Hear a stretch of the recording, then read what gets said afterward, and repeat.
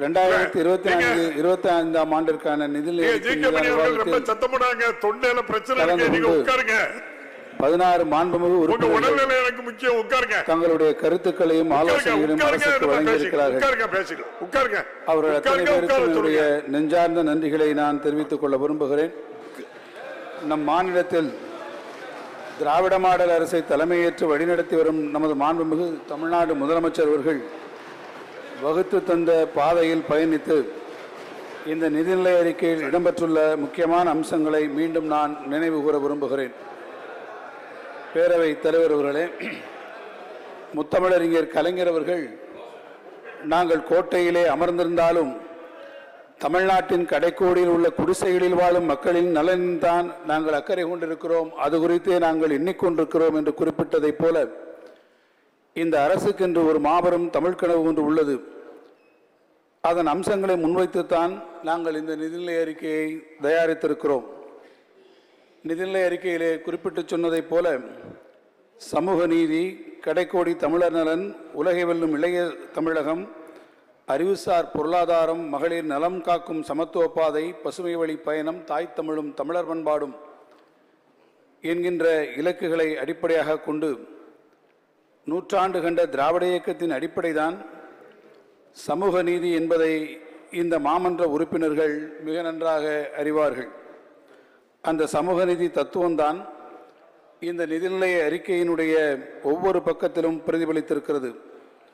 கடந்த ஒரு நூற்றாண்டு காலமாக தமிழ்நாடு செயல்படுத்தி வரும் மகளிர் நலன் காக்கும் முன்னோடி திட்டங்களின் முத்தாய்ப்பாக 1,15,00,000 குடும்பத் தலைவிகளுக்கு மாதம் 1000 ரூபாய் உரிமை தொகை வழங்கும் கலைஞர் மகளிர் உரிமை தொகை திட்டத்திற்கு 13,720 கோடி ரூபாய் நிதி இந்த ஆண்டிலே ஒதுக்கப்பட்டிருக்கிறது. நமது மாண்புமிகு முதலமைச்சர் அவர்கள் பதவியேற்றவுடன் முதல் கையெழுத்திட்ட 5 கோப்புகளில் ஒன்று விடியல் பயணத் திட்டமாகும். இத்திட்டத்தின் மூலமாக இதுவரை 440 கோடி பயணங்கள் மேற்கொள்ளப்பட்டிருக்கின்றன. இந்த திட்டத்திற்காக அரசு இந்த வருடத்திற்கு 3050 கோடி ரூபாய் நிதி ஒதுக்கியிருக்கிறது என்று, அந்த நிதியை நாங்கள் 3050 கோடி ரூபாய் நாங்கள் ஒதுக்கி இருக்கிறோம் என்று நாங்கள் சொல்வதை விட இந்த திட்டத்தினால் பயன்பெறும் பெண்கள் ஒவ்வொருவரும் மாதம் 900 ரூபாய் சேமிக்கிறார்கள் என்பதுதான் நமக்கெல்லாம் இருக்கக்கூடிய பெருமை. விலை மதிப்பில்லாத இந்த 900 ரூபாயின் மதிப்பை நாங்கள் நன்றாக உணர்கிறோம். அதை பயன்பெறக்கூடிய பெண்களும் நன்றாக உணர்ந்திருக்கிறார்கள். இந்த நாடே அதை உணர்ந்திருக்கிறது என்று நான் இங்கே தெரிவிப்பதில் பெருமகிழ்ச்சியினை பெறுகிறேன். பேரவைத் தலைவர் அவர்களே, பெண்களுடைய உயர்கல்வி பெறுவதற்கான மூவலூர் ராமாமிர்தம் அம்மையார் புதுமை பெண் திட்டத்திற்காக 370 கோடி ரூபாய், அதிலே பயன்பெறுவோர் எண்ணிக்கையோ 2,73,000. இதன் மூலமாக புதிய கல்லூரியிலே சேர்ந்திருக்கக்கூடிய மாணவிகளுடைய எண்ணிக்கை 34,460. பெண்களின் உயர்கல்வியை பெற வேண்டும் என்ற இந்த திட்டம் மட்டும் இல்லை என்றால் இத்தனை மாணவிகளுடைய எதிர்காலம் என்னவாயிருக்கும் என்பதை கேள்விக்குறியாக நான் உங்கள் முன்னாலே வைக்க கடமைப்பட்டிருக்கிறேன். தலைவர் அவர்களே, கல்வி என்ற அறிவாயுதத்தை வைத்துதான் எதிர்காலத்தை நாம் வென்றெடுக்க முடியும். அந்த அடிப்படையில் தான் கல்விக்கு மிகுந்த முக்கியத்துவம் அளிக்கக்கூடிய அளவில் பள்ளிகளுக்கு புதிய வகுப்பறைகள் கட்டிட 1000 கோடி ரூபாய் இந்த அரசால் ஒதுக்கீடு செய்யப்பட்டிருக்கிறது. 15,000 திறன் மிகுந்த வகுப்பறைகள் கட்ட 300 கோடி ரூபாய். அரசு பள்ளி மாணவர்களின் சேர்க்கையை அதிகமாக்கும் வகையில் 7.5% உள்ஒதுக்கீட்டின் மூலம் 28,749 மாணவர்கள் அவருடைய முழு கல்வி செலவையும் அரசே ஏற்றுக்கொள்ள 511 கோடி ரூபாய் ஒதுக்கீடு செய்யப்பட்டிருக்கிறது. புதுமை பெண் திட்டத்தைப் போலவே அரசு மாணவர்கள் பயன்பெறும் வகையில் தமிழ் புதல்வன் திட்டத்திற்காக 360 கோடி ரூபாய். அரசு பள்ளி மாணவர்கள் வெளிநாட்டில் பட்ட மேற்படிப்பை தொடர உதவித்தொகை என அரசு பள்ளி மாணவர்களை சிகரம் தொட வைக்க பல்வேறு முயற்சிகள் இந்த நிதிநிலை அறிக்கையில் இடம்பெற்று மக்களிடத்திலே பெரும் வரவேற்பை பெற்றிருக்கின்றன. தலைவர் அவர்களே, ஒரு ஆணாதிக்க சமுதாயத்தில் கணவரை இழந்த பெண்கள், தந்தையை இழந்த குழந்தைகள் காப்பாற்றப்பட வேண்டியவர்கள் என்ற கருத்துக்கள் உண்டு. ஆனால் கள நிலவரப்படி தாயை இழந்த பல குழந்தைகள் கேட்பாரற்று வாழ்ந்து வருவது இன்று தெரிய வருகிறது. எனவேதான் அவற்றையெல்லாம் கருத்தில் கொண்டு இந்த புதிய வறுமை ஒழிப்பு திட்டத்தில் ஆதரவற்றோர், ஒற்றை பெற்றோர் குடும்பங்கள், மனநலம் குன்றியோர், மாற்றுத்திறனாளிகள் கொண்ட குடும்பத்திற்கு முன்னுரிமை கொடுத்து அவர்களுக்கு உரிய உதவிகள் எல்லா வகையிலும் வழங்கப்படும். புற உலக சிந்தனையற்ற மதியிறுக்கம் கொண்டவர்களுக்கு 25 கோடி ரூபாய் மதிப்பீட்டில் உயர்திறன் மையம் அமைக்கப்படும் என்கின்ற அறிவிப்பு இன்று நாடு முழுவதும் மிகப்பெரிய பாராட்டை பெற்று வருகிறது. திருநங்கைகளாக தங்களை அறிவித்துக் கொண்டவர்கள் கல்லூரி படிப்பை பெற்றோர் மற்றும் உறவினர் ஆதரவின்றி தொடர முடியாத சிக்கல் குறித்து நாளிதழிலே வெளிவந்த செய்தி ஒன்றை மாண்புமிகு தமிழ்நாடு முதலமைச்சர் அவருடைய கவனத்திற்கு எடுத்துச் சென்றபோது அவர்களுக்கென்றே ஒரு தனியாக திட்டம் ஒன்றை வகுப்பதற்காக அவர்கள் உத்தரவிட்டார்கள். முதலமைச்சருடைய ஆலோசனைப்படிதான் திருநங்கையாக கல்லூரி படிப்பு முழு கல்வியும், திருநங்கையாக இருக்கக்கூடியவருடைய கல்லூரி படிப்பு முழு கல்வி செலவையும் அரசே ஏற்கும் என்ற அந்த அறிவிப்பு நிதிநிலை அறிக்கையில் இடம்பெற்றிருக்கிறது.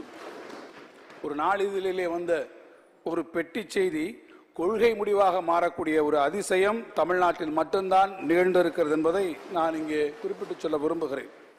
தமிழ் சமூகத்தின் கடைக்கோடி தேடிச் சென்று உதவுவதுதான் சமூக நீதி தத்துவத்தின் திராவிட மாடல் அரசினுடைய அடிப்படை கொள்கை.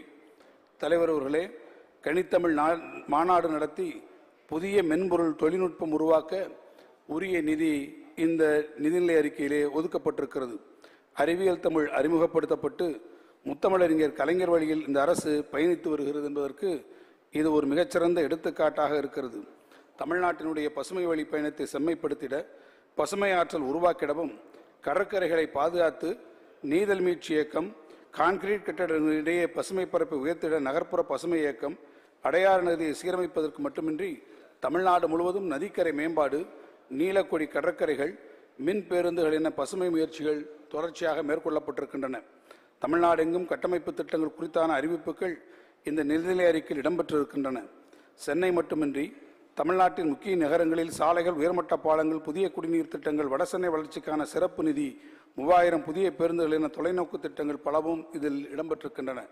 புதிய தொழில் வளர்ச்சியை உருவாக்கிட சிப்காட், சிட்கோ நிறுவனங்கள் மூலம் புதிய திட்டங்கள் அறிவிக்கப்பட்டிருக்கிறது. ஜவுளி தொழிலை நவீனமாக்க ஒரு திட்டம், அந்த தொழில் அடுத்த கட்டத்திற்கு கொண்டு செல்ல தொழில்நுட்ப ஜவுளி குறித்த ஒரு புதிய திட்டமும் கொள்கையும் இப்போது இந்த மாமன்றத்திலே அறிவிக்கப்பட்டிருக்கிறது. அது மட்டுமல்லாமல் பழங்குடியினர் மொழியிலையும் பாதுகாக்க ஒரு திட்டம் மிக சிறப்பான வகையிலே உருவாக்கப்பட்டிருக்கிறது.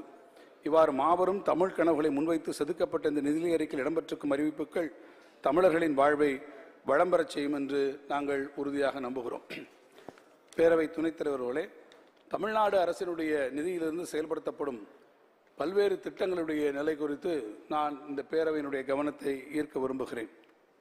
பொதுவாக ஒன்றிய அரசு சொல்லுகிறது, இப்போது கூட சொல்லுகிறார்கள், என்ன சொல்கிறார்கள் என்று கேட்டால், ஒன்றிய அரசினுடைய திட்டங்களுடைய பெயரில் தான் தமிழ்நாடு அரசு பல்வேறு திட்டங்களை சொல்லுகிறது என்று ஒரு திட்டமிட்ட பிரச்சாரத்தை இப்போது அண்மை காலமாக ஒரு பரப்புரையாக ஒரு செய்து கொண்டிருக்கிறார்கள். ஒன்றிய அரசு தங்களுடைய திட்டங்கள் என்று பெருமை கூறும் திட்டங்களிலேயே தமிழ்நாடு அரசில் தான், நம்முடைய தமிழ்நாடு அரசு தான் அதில் பெருமளவிலே பங்கு வைக்கிறது என்பதை நான் இந்த மாமன்றத்திற்கு விளக்குவது என்னுடைய கடமை. உதாரணத்துக்கு பிரதம மந்திரி வீடு வழங்கும் திட்டம், ஊரக பகுதிகளில் நீங்கள் எடுத்துக்கொண்டால் ஒரு அலகில் ஒரு யூனிட் ஒரு வீடு கட்டுவதற்கு 1.2 லட்சம் ரூபாய் அதில் இருக்கக்கூடிய மொத்த மதிப்பீடு. இதில் 72,000 ஒன்றிய அரசினுடைய பங்காக வருகிறது. மாநில அரசினுடைய பங்கு 48,000 நம்ம கொடுக்கிறோம். ஆனால் இதில் குறிப்பாக நீங்கள் கவனிக்க விடுவது, கிராமங்களிலே இந்த வீடுகளை கட்டுவதற்கு இந்த தொகை போதவில்லை. நாம் அங்கிருந்து பெருமளவிலே வந்திருக்கிறோம். கிராமத்தில் போய் இந்த 1.2 லேக்கில் இந்த 1.2 லட்சத்தில் நம்ம ஒரு வீடு கட்ட முடியலை. எனவே தான் கிராமங்களில் இந்த தொகை போதவில்லை என்று தமிழ்நாடு அரசே அடிஷனல் ரூஃபிங் காஸ்ட் என்று கூடுதலாக 1.2 லட்சம் ரூபாய் இப்போது அதற்கு நம்ம சேர்த்து வழங்குகிறோம். ஆக மொத்தம் நீங்கள் பார்த்தீங்கன்னா ஒரு வீட்டிற்கு 2.4 லட்சம் ரூபாய் அதற்கு மதிப்பீடாகிறது என்றால் ஒன்றிய அரசினுடைய பங்கு வெறும் 72,000 மட்டும்தான். ஆனால் மாநில அரசனுடைய பங்களிப்பாக கொடுப்பதற்குடைய பங்கு எவ்வளவு தெரியுமா? 1,68,000 ரூபாய் நம்முடைய தமிழ்நாடு அரசு அளிக்கும். ஆனால் இதுக்கு கொடுக்கறதுக்கு நம்ம தான் கொடுக்கிறோம்.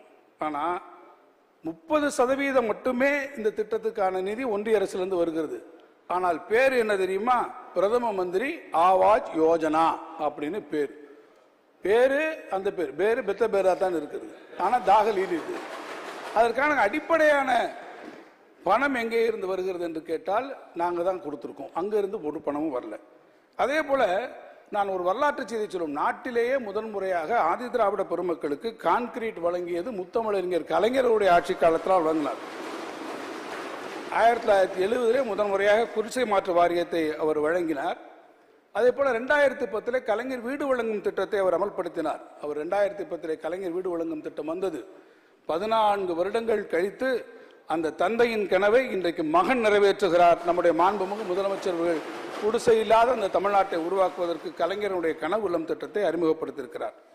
எனவே ஒன்றிய அரசினுடைய சார்பிலே வழங்கப்படும் தொகை போதாது என்றுதான் இப்போது கலைஞருடைய கனவு இல்லம் என்கின்ற இந்த திட்டத்தை, புதிய திட்டத்தை நம்முடைய அரசு அறிமுகப்படுத்தி இந்த வீடுகளை 3.5 லட்சம் ரூபாய் செலவிலே கட்டுவதற்கு நாங்கள் அறிவிப்பு கொடுத்திருக்கிறோம். அது அன்னியிலே ஏற்கனவே கட்டி தந்திருக்கக்கூடிய 2.5 லட்சம் பழைய வீடுகளை பராமரிப்பதற்கு 2000 கோடி ரூபாய் இந்த நிதிநிலை அறிக்கையிலே நாம் இன்றைக்கு நிதியை அறிவித்திருக்கிறோம். கிராமப்புறங்களுடைய நிலைமை இப்படிதான் பார்த்தீங்கன்னா, நகர்ப்புறங்களிலே கட்டக்கூடிய பிரதம மந்திரி வீடு கட்டக்கூடிய திட்டத்திற்கு நீங்கள் பார்த்தா ஒன்றிய அரசினுடைய பங்கு வெறும் 1.5 லட்சம் தான். ஆனால் மாநில அரசினுடைய பங்கு 7 லட்சமாக அது இருக்கிறது. அதே போல முதல்வருடைய கிராம சாலைகள் திட்டம் என்பது பிரதம மந்திரியுடைய கிராம சாலைகள் திட்டத்தினுடைய இன்னொரு மறு உருவாக்கம் என்பதாக ஒரு பிரச்சாரத்தை சொல்லுகிறார்கள்.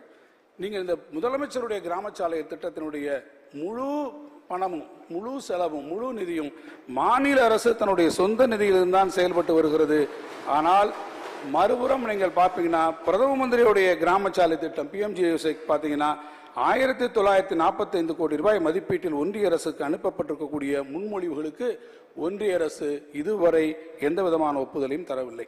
அதே போல ஊட்டச்சத்தை உறுதி செய், மாதிரி பள்ளிகள் ஆகிய இந்த திட்டங்கள், அறிவிக்கக்கூடிய திட்டங்களுக்கும் மாநில அரசு தன்னுடைய சொந்த நிதியிலிருந்து சொல்லியிருக்குது. நீங்க தேசிய கல்விக் கொள்கையை ரொம்ப உயர்வாக சொல்லிட்டு வர்றீங்க. அதுலேயுமே என்ன சொல்லியிருக்கீங்க, காலை உணவு வழங்கப்பட்டு ஒன்றும்னு சொல்றீங்க. ஆனால் எங்கேயுமே அதை செயல்படுத்தலை. ஆனால் நம்முடைய மாண்புமிகு முதலமைச்சர் அவர்தான் மாணவர்களின் நலனை கொண்டு நாட்டிற்கே முன்னோடி திட்டமாக இந்த காலை உணவு திட்டத்தை அறிமுகப்படுத்தி வரலாற்றிலே முத்திரை பதித்திருக்கிறார். எனவே தமிழ்நாட்டில் அறிமுகப்படுத்தப்பட்ட இத்தகைய திட்டங்கள் தான் நாடு முழுமையாக பின்பற்றக்கூடிய அளவிலே மாதிரி திட்டங்களாக இன்றைக்கு உருவாக்கி நாட்டையும் பிற மாநிலங்களையும் வழிநடத்த செல்லக்கூடிய நல்ல திட்டங்களாக இவை வந்திருக்கிறது. பேரவைத் தலைவர் அவர்களே, பேரிடர் மேலாண்மை, இந்த மிக்ஜாம் புயல், அதே போல நம்முடைய சென்னை மாநகரத்தை ஒட்டியும் அது பக்கத்தில் இருக்கக்கூடிய மாவட்டங்களில் மிகப்பெரிய பேரழிவை ஏற்படுத்தி இருப்பது என்பதை நீங்கள் நன்றாக அறிவீர்கள். இப்பாதிப்புகளை சீரமைப்பதற்காக ஒன்றிய அரசிடத்திலிருந்து நாம் 19,650 கோடி ரூபாய் மாநில அரசுக்கு நீங்கள் நிவாரண நிதியாக வழங்க வேண்டும் என்று நாம் தொடர்ந்து கேட்டு வருகிறோம். அதே போல தென் மாவட்டங்களிலே வரலாறு காணாத மழையினால் ஏற்பட்ட வெள்ளத்தினால் பெரும் பாதிப்பினை தூத்துக்குடி, நெல்லை, தென்காசி மற்றும் கன்னியாகுமரி மாவட்டங்கள் எதிர்கொண்டிருக்கிறது. இதற்காக நம்ம 18,214 கோடி ரூபாயாக ஒன்றிய அரசிடமிருந்து தற்காலிக மற்றும் நிரந்தர சீரமைப்பு பணிகளுக்காக நிதி வழங்குமாறு நாம் கேட்டிருக்கிறோம். ஒவ்வொரு ஆண்டும் இந்த பேரிடர் நிகழ்கிறதோ இல்லையோ, நம்ம 2 பேரும் இந்த நான் குறிப்பிட்டிருக்க சொல்லியிருக்கக்கூடிய பணம் இந்த 2 கட்டமாக கேட்டிருக்கோம். ஒன்று மிக்ஜாம் புயலுக்கு கேட்டிருக்கோம், இன்னொன்று தென் மாவட்ட புயலுக்கு கேட்டிருக்கோம். ஆனால் அங்கேருந்து என்ன நம்மகிட்ட கொடுத்துருக்குறாங்க, பேரிடர் வருகிறதோ வரவில்லையோ, இந்த 15வது நிதிக்குறியின் பரிந்துரை அடிப்படையில் ஒவ்வொரு வருஷமும் ரெகுலராக ஆண்டுதோறும் விடுவிக்கக்கூடிய அந்த மாநில பேரிடர் நிவாரண நிதியினுடைய 2வது தவணையை மட்டும்தான் நம்ம கையில் கொடுத்துருக்காங்க. ஆனால் அந்த 2வது தவணையை மட்டும் கொடுத்து விட்டு ஒன்றிய அரசு ஏதோ பெரிய அளவில் நமக்கு நிதி உதவியை செய்துவிட்டது போல ஒரு பிம்பத்தை இன்றைக்கு தமிழ்நாட்டிலே கட்டமைக்க பார்க்கிறார்கள் தேர்தல் காரணங்களால். அது தொடர்ச்சி பல்வேறு குழுக்கள் வந்தாங்க, சென்ட்ரல் கமிட்டி வந்தது, அது தொடர்ச்சியாக பல அமைச்சர்கள் கூட வந்தார்கள். ஆனால் எல்லாரும் வந்தார்களே ஒழிய, நான் இது இந்த அவையிலே நான் பேசிக்கொண்டிருக்கக்கூடிய இந்த நொடி வரை பேரவை துணைத் தலைவர்களே, கிராமத்தில் எங்கள் ஊரில் கிராமத்தை சொல்லுவாங்க, ஒரு அம்மஞ்சல்லி கூட நம்ம கையில் கொடுக்காத இருக்கக்கூடிய ஆட்சி. தமிழ்நாட்டுக்கு மட்டும்தான் இந்த பாரபட்சமா என்ற கேள்வி இயற்கையாக எழுகிறது. காரணம், தமிழ்நாடு மட்டுமல்ல, 2023 குஜராத்தில் வெள்ளம் வருகிறது, பிபர்ஜாய் புயல். எவ்வளவு கொடுத்துருக்கீங்க? 338 கோடி கொடுத்தீங்க.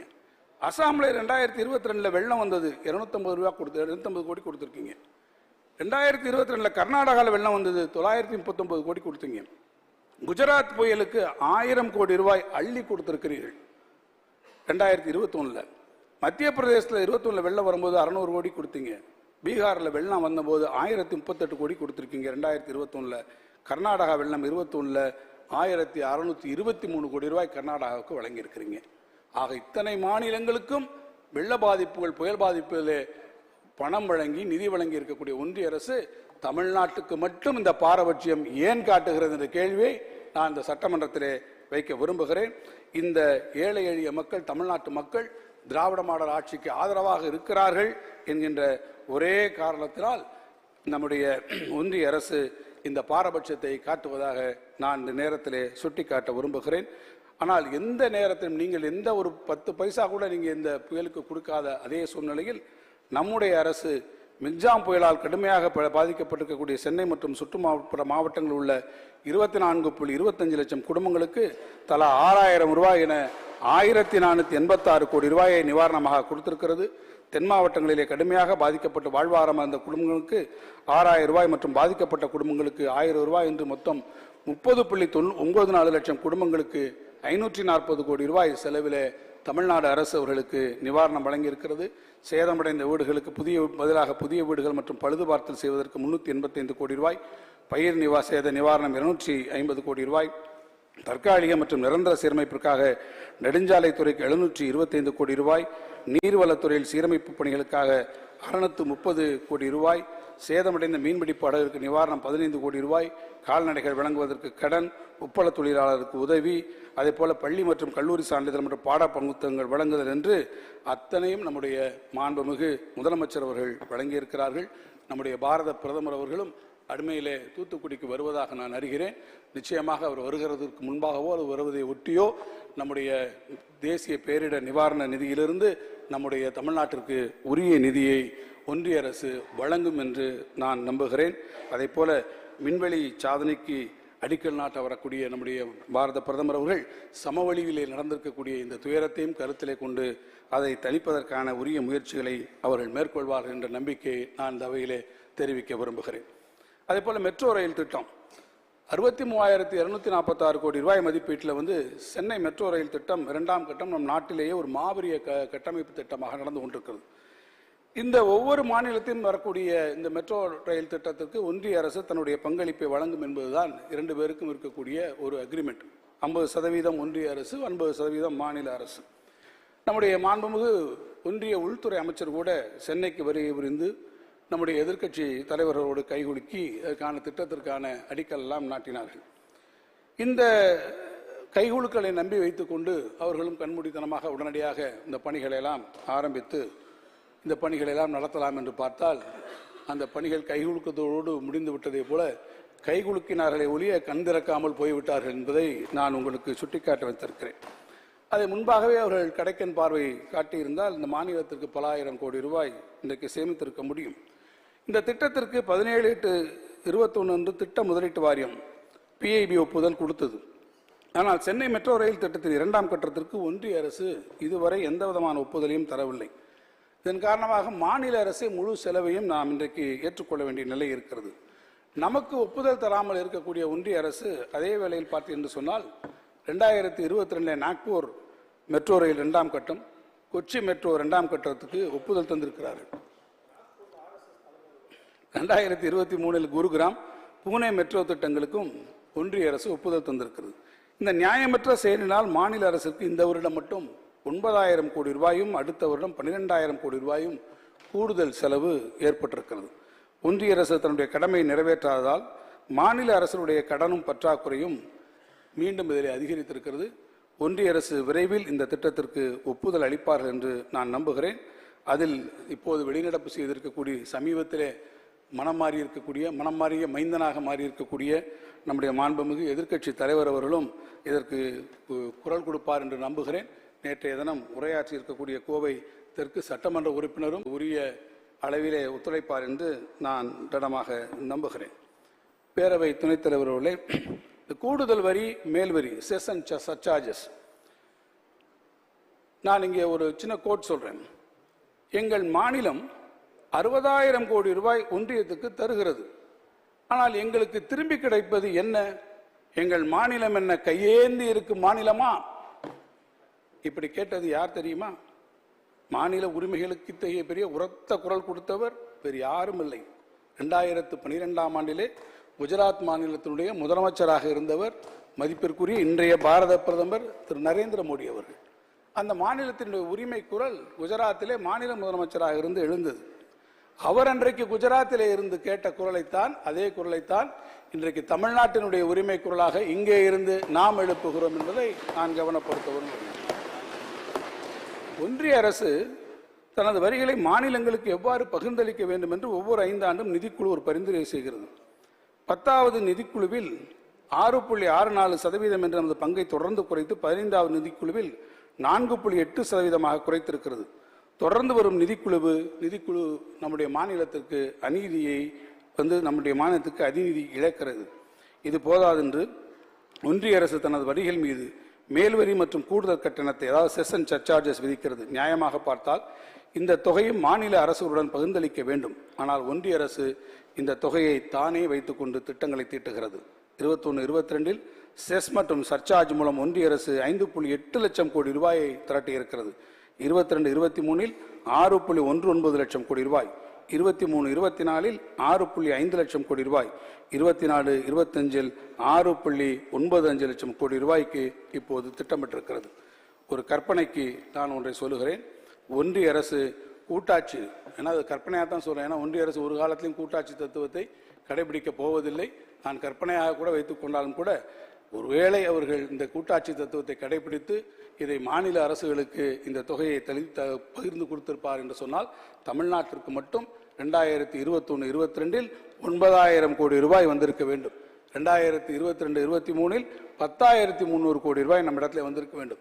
23-24 10,900 கோடி ரூபாய் வந்திருக்க வேண்டும். 24-25 11,600 கோடி ரூபாய் நமக்கு கிடைத்திருக்கிறோம். இவையெல்லாம் நமக்கு கிடைத்திருந்தால் மாநிலத்தினுடைய கடன் சுமையும் பற்றாக்குறையும் நிச்சயமாக குறைந்திருக்கும். இது மாநிலத்தினுடைய சம்பந்தப்பட்ட, நம்முடைய தமிழ்நாட்டினுடைய சம்பந்தப்பட்ட பிரச்சனை மட்டுமல்ல, ஒட்டுமொத்தமாக தென் மாநிலங்கள் முழுவதுமே இந்த பிரச்சனை மிகப்பெரிய அளவிலே வந்திருக்கிறது. எனவே இது நாடு சார்ந்த ஒரு பிரச்சனையாகவே நான் இதை கருதுகிறேன் என்பதை இந்த மாமன்றத்துக்கு தெரிவிக்க விரும்புகிறேன். அதே போல டான்ஜோட், நம்முடைய மின் பகிர்மான கழகம், மின் உற்பத்தி மற்றும் மின் பகிர்மான கழகம் டான்ஜெட்கோ, அதற்கான இழப்பீட்டு நிவாரணத்தை பற்றி நம்முடைய எதிர்க்கட்சி சட்டமன்ற உறுப்பினர் அவர்கள் பேசுகிற போது குறிப்பிட்டார்கள். அதை குறித்து நான் அந்த மன்றத்திலே தெளிவாக்க விரும்புகிறேன். வரவு செலவு திட்டத்திலே நான் சொன்னதைப் போல ஒன்றிய அரசு நியாயமற்ற கடுமையான நிபந்தனைகளை விதித்து நமது நிதி நிலைமையை பாதிக்கும் வகையிலே செயல்பட்டு வருகிறது. ஒன்றாக மாநில அரசு தமிழ்நாடு மின் உற்பத்தி மற்றும் பகிர்மான கழகத்தின் மின் பகிர்மான இழப்பீட்டினை ஒன்றிய அரசு வைத்துள்ள கணக்கீட்டிற்கு ஏற்றாற்போல் ஒவ்வொரு வருடமும் மாநில அரசுக்கு வழங்க வேண்டும். இதன் விளைவாக இந்த வருடம் 17,117 கோடி ரூபாய் வழங்கியுள்ளோம். வருங்காலத்தில் 14,442 கோடி ரூபாய் வழங்க இருக்கிறோம். இதனால் தான் அதிக அளவில் இழப்பீட்டுத் தொகையை டான்ஜெட்கோவிற்கு வழங்க வேண்டிய கட்டாயம் எழுந்திருக்கிறது. எனினும் மாநில அரசின் துறையில் பல்வேறு சீர்திருத்தங்களை மேற்கொண்டு வருகிறது. டான்ஜெட்கோ நிறுவன அமைப்பை மாற்றி அமைத்தல் அன்பன்லிங், இதனால் மின் உற்பத்தி மற்றும் பகிர்மானத்தில் தனி கவனம் செலுத்த இயலும். அதிக வட்டியுள்ள கடன் குறைந்த வட்டி கடனாக மாறும். பசுமை ஆற்றல் மீது சிறப்பு கவனம் செலுத்த ஒரு புதிய நிறுவனம் இப்போது அதற்காக அமைக்கப்பட்டிருக்கிறது. அதேபோல நேற்று பேசும்போது எதிர்க்கட்சி தலைவர் அவர்கள் மூலதன செலவுகளை பற்றி கூட கேட்டார். கடந்த ஆட்சி காலத்தில் பார்த்தீங்கன்னா மூலதன செலவிற்கு முக்கியத்துவம் அவர்கள் தரவில்லை என்பதை பல்வேறு தரவுகள் சொல்லுகிறது. 2011-12 ஆண்டில் 16,316 கோடி ரூபாயாக இருந்தது. 2021 ஆண்டில் 33,068 கோடி ரூபாயாக அது இருக்கிறது. 10 வருஷம் அவங்க தான் ஆட்சி பண்ணாங்க. இந்த 10 வருஷ ஆட்சியில் அவங்க செஞ்சிருக்க மூலதனத்துக்கான செலவு 16,732 கோடி ரூபாய் மட்டும்தான் உயர்த்தியிருக்கிறார்கள். ஆனால் இந்த ஆட்சி கடும் நிதி நெருக்கடியிலும் கூட நாங்கள் இந்த நேரத்திலே மாநிலத்தினுடைய வளர்ச்சியை ஈட்டுவதற்காக இந்த மூலதன செலவுகள் மாநிலத்தினுடைய வளர்ச்சியை கூட்டுவதற்காக இந்த 3 வருடத்திலே 33,068 கோடி ரூபாயாக இருந்ததை 12,000 கோடி ரூபாயில் சென்னை மெட்ரோ திட்டத்திற்காக நாம் உட்பட அந்த மெட்ரோ திட்டத்திற்கு 12,000 கோடி கொடுத்தது. ஏற்கனவே இந்த 33,068 சேர்த்து நீங்கள் பார்ப்பேன் சொன்னால் 59,681 கோடியாக உயர்த்தி இந்த பணிகளை நாம் செய்து விடுவோம். 3 ஆண்டுகளில் மூலதன செலவை 26,613 கோடி ரூபாய் நாம் உயர்த்தி இருக்கிறோம் என்பதை இந்த அவைக்கு நான் தெரிவிக்க விரும்புகிறேன். அவங்க மூலதனத்தை செலவை உயர்த்தாமல் சென்றிருக்கக்கூடிய அந்த வருடத்திற்கும் சேர்த்து வரும் காலத்தில் நாங்கள் வரவு செலவு திட்டத்தில் மூலதன செலவிற்கான அதிக ஒதுக்கீடுகளை செய்து நம்முடைய மாநிலத்தை புதிய உச்சத்திற்கு கொண்டு செல்வோம் என்பதை நான் தெரிவித்துக் கொள்ள விரும்புகிறேன். மூலதன செலவுகளை பொறுத்தமட்டில் தற்போது 63,246 கோடி ரூபாய் மதிப்பீட்டில் சென்னை, அதே போல 10,740 கோடி ரூபாய் மதிப்பீட்டில் கோவை, மற்றும் 11,368 கோடி ரூபாய் மதிப்பீட்டில் மதுரை போன்ற மாநகராட்சிகளில் மெட்ரோ ரயில் திட்டங்கள், நாமக்கல், பெரம்பலூர், திண்டுக்கல், கிருஷ்ணகிரி, தருமபுரி போன்ற மாவட்டங்களில் உள்ள மக்கள் பயன்பெறும் வகையில் மொத்தமாக 9,535 கோடி ரூபாய் அளவிலே கூட்டு குடிநீர் திட்டங்கள், அது சாலை மற்றும் பாலங்கள் மேம்பாட்டிற்காக 17,890 கோடி ரூபாய், போக்குவரத்து துறைக்கு 2,966 கோடி ரூபாய் என்று இந்த மூலதன செலவுகளிலே தமிழ்நாடு அரசு எந்த அளவிலே நிதி ஒதுக்கி இருக்கிறது என்பதை நான் தொடர்ந்து சொல்லிக்கொண்டே போகலாம். பேரவை தலைவர் அவர்களே, ஒரு வரலாற்றை நான் இந்த மாமன்றத்தில் பதிய வைக்க விரும்புகிறேன். ஐரோப்பாவிற்கு வெளியே அச்சடிக்கப்பட்டிருக்கக்கூடிய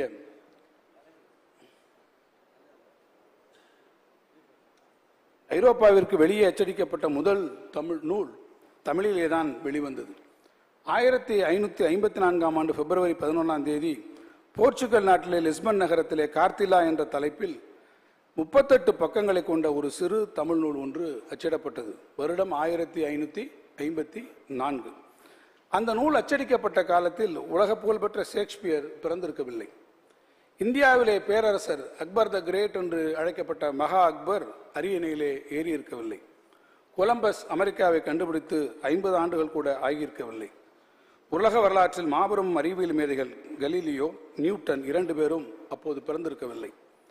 இந்த தமிழ் புத்தகம் அச்சிடப்பட்டு 100 ஆண்டுகள் கழித்துதான் உலக அதிசயமான தாஜ்மஹால் யமுனை ஆற்றங்கரையிலே எழுப்பப்பட்டது. இந்த நூல் வெளிவந்து பல ஆண்டுகளுக்கு பின்புதான் ரஷ்ய, சீன, ஜப்பான் மொழிகளிலே அச்சு நூல்கள் வெளிவந்தது. இந்த வரலாற்று குறிப்பிலே ஒரு முக்கியமான செய்தி இடம்பெற வேண்டும் என்பதை நான் சுட்டிக்காட்ட விரும்புகிறேன். இந்த நூல் வெளிவருவதற்கு உதவியாக இருந்தவர்கள் நம்முடைய தமிழ்நாட்டின் தூத்துக்குடியை சார்ந்த 3 தமிழர்கள். அவர்களது பெயர் வின்சென்ட் நாசரேத், ஜோர்கே கார்வல்லோ, தோமே டி குருசே.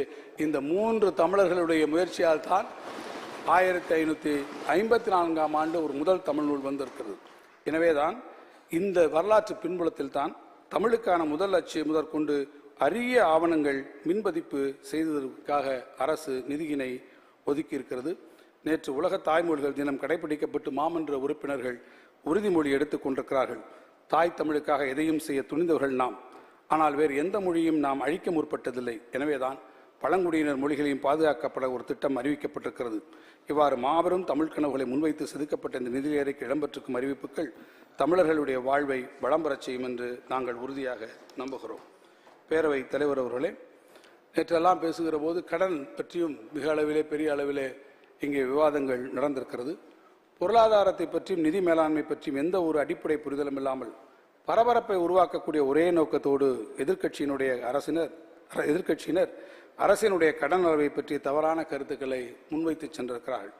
எந்த ஒரு புள்ளிவிவரத்தை பார்க்கும் போதும் அந்த காலகட்டத்திற்கு ஏற்ப அதை பார்க்க வேண்டும்.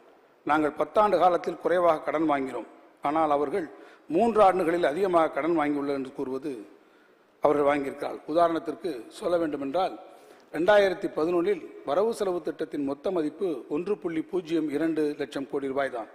மாநிலத்தின் மொத்த உள்நாட்டு உற்பத்தி 2.51 லட்சம் கோடி ரூபாய் தான். ஆனால் இன்றோ வரவு செலவு திட்டத்தின் மொத்த மதிப்பு 4.12 லட்சம் கோடி ரூபாய் அளவும் மாநில மொத்த உள்நாட்டு உற்பத்தி மதிப்பு 31.55 லட்சம் கோடி ரூபாய் அளவும் உள்ளன.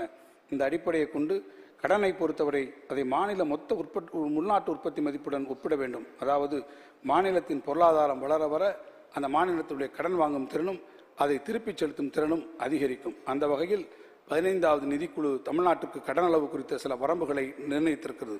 அதன்படி 21-22 28.7 மொத்த 33 மதிப்பில் தமிழ்நாட்டின் கடன் விகிதம் அந்த 28.7க்கு எதிராக 27.1.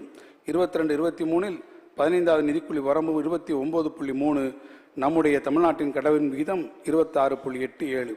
23-24 15வது நிதிக்குழுவின் வரம்பு 29.1. நம்முடைய கடன் விகிதம் 26.72. அதே போல 24-25 அவர்களுடைய வரம்பு 28.9. நம்முடைய கடன் விகிதம் 26.4. எனவே நிதிக்குழுவினுடைய வரம்புக்குள் தான் கடன் வாங்குகிறோம் என்பதையும் நான் இங்கே தெள்ள தெளிவாக சுட்டிக்காட்ட விரும்புகிறேன். அதே போல சென்னை மெட்ரோ ரயிலின் 2ஆம் கட்டத்திற்கு ஒன்றிய அரசினுடைய ஒப்புதல் கிடைக்காத இந்த ஆண்டு 9,000 கோடி கடனும் அடுத்த ஆண்டு 12,000 கோடி கடனும் வாங்க வேண்டிய கட்டாயத்தில் இருக்கிறோம். இது போதாது என்று மாநில அரசின் நிதிநிலையை மேலும் பாதிக்கும் வகையில் கடுமையான நிதி நிபந்தனைகளை விதித்து வளர்ச்சி திட்டங்களுக்காக நிதி ஆதாரங்களை திரட்டும் மாநில அரசினுடைய அதிகாரத்தை ஒன்றிய அரசு கட்டுப்படுத்துகிறது. இவ்வாறு ஒரு நிபந்தனையின் மூலம் தமிழ்நாடு மின் உற்பத்தி மற்றும் பகிர்மான கழகத்துக்கு இழப்பீட்டு நிதியாக இந்த ஆண்டு 17,117 கோடி ரூபாயும் அடுத்த ஆண்டு 14,442 கோடி ரூபாயும் மாநில அரசு வழங்க வேண்டிய கட்டாயத்தில் இருக்கிறது. அவ்வாறு வழங்காவிட்டால் அதற்கு இணையான தொகை நம்முடைய கடன் வரம்பிலிருந்து கழிக்கப்படக்கூடிய ஒரு சூழ்நிலை இருக்கிறது. ஒன்றிய அரசு இவ்வாறு நம் நிதிநிலையை பாதிக்க வகையில் செயல்படாமல் இருந்தாலே நமது கடன் இந்த ஆண்டு 26,117 கோடி ரூபாயாகவும் அடுத்த ஆண்டு 26,442 கோடி ரூபாய் அளவிற்கும் குறைந்திருக்கும் என்பதையும் நான் இந்த மாமன்றத்திலே தெரிவிக்க விரும்புகிறேன். பேரவை தலைவர் அவர்களே, நான் கடன் குறித்து இந்த மாமன்றத்திலே விளக்கியிருக்கிறேன். இந்த கடன் என்ற ஒரு சொல்லுக்கு கடமை என்பதற்கான ஒரு பொருளும் இருக்கிறது. புறநானூற்று பாடலிலே ஒவ்வொருவருக்கும் சமூகத்தில் என்ன கடமை இருந்தது என்று சொன்னார். ஈன்று புறந்தறுதல் என்றலை கடனே, சான்றோனாக்குதல் தந்தைக்கு கடனே, வேல்வடித்து கொடுத்தல் கொல்லர்க்கு கடனே, நன்னடை நடல் நல்கல் வேந்தற்கு கடனே, ஒளிர்வாள் அறிஞ்சமம் உருக்கி களிறு எரிந்து பெயர்தல் காளைக்கு கடனை என்று ஒவ்வொரு கடனையும் புறநானூறு ஒவ்வொருவருக்கும் வகுத்து தந்திருக்கிறது. அந்த வகையில் தமிழ்நாட்டில் யாருக்கு என்ன கடன் இருக்கிறதோ இல்லையோ, நம்முடைய மாண்புமிகு முதலமைச்சர் அவர்கள் ஒரு கடன் வைத்திருக்கிறார். நெல்லும் உயிரன்றே நீரும் உயிரன்றே மன்னன் உயிர்த்தே மலர்தலை உலகம், அதனால் யான் உயிர் என்பதறிகை வேண்மிகு தானே வேந்தற்கு கடனை என்று புறநானூறு சொல்லுகிறது. மன்னன் தான் உயிர் என்பதாக அவன் கருதி இந்த நாட்டு மக்களை எந்த ஆட்சி முறையினுடைய கேட்கிறானோ அது அந்த மன்னனுடைய கடமை. அவன் அந்த உயிராக இருக்கிறான். தமிழ்நாட்டு மக்களுடைய உயிராக தமிழ்நாட்டு மக்களை தான் கருதி தான் அவர்களுக்கு உயிராக இருக்கக்கூடிய நம்முடைய முதலமைச்சர் அவருடைய கடனாக கருதுவது வள்ளல் பெருமான் சொன்னதைப் போல என் கடன் பணி செய்து கிடப்பதே என்று பணி செய்வதே தன்னுடைய கடனாக கொண்டிருக்கக்கூடிய மாண்புமிகு முதலமைச்சர் அவர்களை நான் இந்த நேரத்திலே வணங்க கடமைப்பட்டிருக்கிறேன். அவர்களுடைய நல்லாட்சியிலே அந்த ஆட்சி நடக்கக்கூடிய திராவிட மாடல் ஆட்சியை நாம் அனைவரும் போற்றி பாராட்டுகிறோம். கம்மன் சொன்னான், கம்பராமாயணத்தை எழுதுகிற போது கோசல நாட்டினுடைய வளத்தை சொல்லுகிற போது ஒரு மிக அருமையாக ஒரு பாட்டிலே சொல்வான். வன்மை இல்லை ஓர் வறுமை இன்மையால், திண்மை இல்லை நேர் செருணர் இன்மையால், உண்மை இல்லை ஒரு பொய்யுரை இன்மையால், வெண்மை இல்லை பல கல்வி மேவலால் என்று சொன்னான். கோசல நாட்டிலே வள்ளல் தன்மை கிடையாது, காரணம் அங்கே வறுமை இல்லை. கோசல நாட்டிலே பெரும் வீரர்கள் கிடையாது, காரணம் எதிர்த்து போராடக்கூடிய எவரும் எதிரே இல்லை. உண்மை இல்லை, காரணம் அங்கே ஒரு பொய் உரை இல்லை. வெண்மை இல்லை பல கேள்வி மேன்மையால், அறியாமை என்பது அங்கு இல்லை, காரணம் அந்த கோசல நாட்டிலே கல்வி வளத்திற்கு அள்ளி கொடுத்த வள்ளல் இருந்தான் என்ற காரணத்தினாலே. பேரவை தலைவர் அவர்களே, ராமராஜ்யம் எப்படி இருந்ததோ இல்லையோ யான் ஒன்று அறியேன் பராபரமே, ஆனால் தம்முடைய மாண்புமிகு முதலமைச்சருடைய திராவிட மாடல் ஆட்சி எல்லோருக்கும் எல்லாரும் ஆன ராஜ்யமாக இருந்திருக்கிறது என்பதை நான் சொல்லுவேன். அந்த நல்லாட்சியிலே குறிப்பிட்டு சொல்ல வேண்டுமென்றால், தீதின்றி நாடெல்லாம் திங்கள் மும்மாறி பெய்து பொங்கு பெருஞ்சென்னலூர் ஊடுகையல் உகல பூங்குவளை போதில் பொறிவண்டு கண்படுப்ப தேங்காதே புக்கிருந்து சித்தமலை பற்றி வாங்க குடன் நிறைக்கும் வள்ளல் பெரும் பசுக்கள், மேடம் பசுக்கள் நீங்காத செல்வம் நிறைந்தேலோ ரெம்பாவாய் என்று சொன்ன அந்த பாடலை நிறைவு செய்து இந்த ஆட்சியிலே மாண்புமிகு முதலமைச்சருடைய திராவிட மாடல் ஆட்சி எல்லா வகையிலும் நிறைந்திருக்கக்கூடிய ஆட்சியாக இந்த ஆட்சி இந்த நாட்டினுடைய நிதி வளத்தையும் இந்த நாட்டினுடைய இயற்கை வளத்தை மேம்படுத்தி செயல்படுத்தும் என்பதை நான் தெரிவித்து என்னுடைய பதில் உரையை நான் நிறைவு செய்கிறேன். நன்றி, வணக்கம். நிறைவு செய்வதற்கு முன்பாக பேரவைத் தலைவர் அவர்களே, வரவு செலவு கூட்டத்தொடரின் விவாதத்தில் மாண்புமிகு சட்டமன்ற உறுப்பினர்கள் சில கோரிக்கைகளை எல்லாம் பேசுகிற போது முன்வைத்திருக்கிறார்கள். அந்த கோரிக்கைகளை பரிசீலித்து மாண்புமிகு முதலமைச்சருடைய வழிகாட்டுதலிலே நான் கீழ்கண்ட அறிவிப்புகளை செய்ய விரும்புகிறேன். குறிப்பாக நம்முடைய காட்டுமன்னார் கோவில் மாண்புமிகு சட்டமன்ற உறுப்பினர் திரு சிந்தனை செல்வன் அவர்கள் பேசிய போது அவர்கள் குறிப்பிட்டு சொன்ன சில கோரிக்கையின் அடிப்படையில் சென்ற ஆண்டு நடைபெற்ற மாவட்ட ஆட்சித்தலைவர் கூட்டத்தில் மாண்புமிகு முதலமைச்சர் அவர்கள் பழுதடைந்த ஆதி திராவிடர் பழங்குடியினர் பள்ளி கல்லூரி விடுதிகளை பராமரிக்க நிதி ஒதுக்கப்படும் என்று அறிவித்தார்கள். மாணவர்களின் எண்ணிக்கையும் தேவையும் கருத்தில் கொண்டு சிறப்பு பராமரிக்கல் மேற்கொள்ள 521 ஆதி திராவிடர் மற்றும் 15 பழங்குடியினர் விடுதல் கண்டறியப்பட உள்ளன. வரும் கல்வியாண்டு தொடங்கப்படுவதற்கு முன்பாகவே 100 கோடி ரூபாய் மதிப்பீட்டில் இப்பணிகள் மேற்கொள்ளப்பட்டு நிறைவு பெறும் என்பதை முதலமைச்சருடைய வழிகாட்டுதலோடு நான் தெரிவிக்க விரும்புகிறேன். அதேபோல ஆதி திராவிட தொழில் முனைவோருக்கென திருப்பூர் மாவட்டம் முதலிபாளையத்தில் மொத்தம் 100 ஏக்கரில் 80 ஏக்கர் பரப்பளவில் 100 தொழிற்கூடங்கள் கொண்ட தொழிற்பேட்டை 1996ஆம் ஆண்டு அமைக்கப்பட்டது. அதில் 51 தொழிற்கூடங்கள் மற்றும் விற்பனை மூலம் ஒதுக்கீடு செய்யப்பட்டிருக்கிறது. மீதமுள்ள 49 ஒதுக்கீடு செய்யாமல் உள்ளது. மேலும் ஆதி திராவிட தொழில் முனைவோர்களுக்கு ஈரோடு மாவட்டம் ஈங்கூரிலும் 200 தொழிற்கூடங்கள் கொண்ட தொழிற்பேட்டை 997 அமைக்கப்பட்டது. பல ஆண்டுகளாக இத்தொழிற்கூடங்கள் ஒதுக்கீடு செய்யப்படாமல் உள்ளது. ஆதி திராவிட மற்றும் பழங்குடி சமூகத்தில் தொழில் முனைவோர்களை ஊக்குவிக்கும் நோக்கத்தோடு சுமார் 30 ஆண்டுகளுக்கு முன் அறிமுகப்படுத்தப்பட்டு பயன்பாட்டில் இல்லாத திட்டங்களுக்கு உயிரூட்ட இந்த அரசு முடிவு செய்திருக்கிறது. முதலிபாளையம் மற்றும் ஈங்கூர் தொழிற்பேட்டையில் அமைந்துள்ள தொழிற்கூடங்களை நவீன கட்டமைப்பு வசதியுடன் 50 கோடி ரூபாய் மதிப்பீட்டில் மேம்படுத்தப்படும் என்பதை தெரிவித்துக் கொள்ள விரும்புகிறேன். அதேபோல் நம்முடைய திருச்செங்கோடு மாண்புமிகு சட்டமன்ற உறுப்பினர் திரு ஈஸ்வரன் அவர்களுடைய கோரிக்கையினுடைய அடிப்படையில் மாவட்ட அரசு மருத்துவமனைகள், பேருந்து நிலையங்கள் என மக்கள் அதிகம் கூடும் 100 தேர்ந்தெடுக்கப்பட்ட இடங்களில் அவர்கள் காத்திருக்கும் பொன்னான நேரத்தினை முறையாக பயன்படுத்தும் விதமாக சிறிய நூலகங்கள், படிப்பகங்கள் சுமார் 3 கோடி ரூபாய் மதிப்பீட்டிலே அமைக்கப்படும். அதேபோல குமாரபாளையம் சட்டமன்ற உறுப்பினர் முன்னாள் அமைச்சர் மாண்புமிகு திரு தங்கமணி அவர்கள் பேசினார்கள். அவர் அவையிலே இல்லாவிட்டாலும் அவர் பேசுகிற போது சொன்ன அவருடைய கோரிக்கையினுடைய அடிப்படையில் மின் விபத்து ஏற்பட்டு உயிரிழப்பு இல்லாத நிலையில் ரூபாய் 1 லட்சம் முதல் 2 லட்சமும், உயிரிழப்பு ஏற்படும் போது ரூபாய் 5 லட்சமும் தற்போது இழப்பீடாக வழங்கப்பட்டு வருகிறது. இது 50% உயர்த்தப்பட்டு உயிரிழப்பு இல்லாத விபத்துகளுக்கு 1.5 லட்சம் முதல் 3 லட்சம் வரையிலும், உயிரிழப்பு ஏற்பட்டிருக்கக்கூடிய விபத்துகளுக்கு ரூபாய் 10 லட்சமாக உயர்த்தி வழங்கப்படும் என்பதை தெரிவித்து என் உரையை நிறைவு செய்கிறேன். நன்றி.